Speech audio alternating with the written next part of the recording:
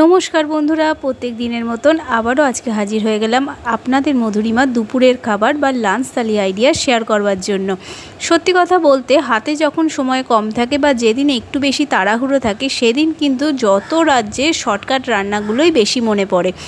যেমন আজকে বাটি চাপা গরম গরম ভাতের সঙ্গে রাখলাম ঝিঙে বাটা। সত্যি এই ঝিঙে বাটা আমার আর আমার সপ্তর্ষির এত পছন্দের যে মনে হয় রোজ রোজ বানিয়ে খায়। এটি এমন একটা পদ যেটি করতে বেশি সময়ও লাগে না, খেতেও দারুণ লাগে। এরপর পাতে রাখলাম পোনা মাছের পেঁয়াজ টমেটো দিয়ে একটু মাখো মাখো করে বানিয়েছিলাম, ঝোল বেশি রাখিনি। আচ্ছা আপনারাই বলুন না এই মাছের রেসিপিটার কী নাম দেওয়া যায়। এরপর পাতে রাখলাম চিকেন স্টু, দেখেই বুঝতে পারছেন কতটা পাতলা বানিয়েছি। এই গরমে এমন পাতলা স্টু কিন্তু শরীর এবং স্বাস্থ্যের পক্ষে ভীষণ উপকারী। এবং শেষে রাখলাম 1 গ্লাস জল। কেমন লাগলো আজকের এই সাধারণ লাঞ্চ থালি আইডিয়া অবশ্যই জানাবেন ছোট্ট কমেন্ট করে। ধন্যবাদ।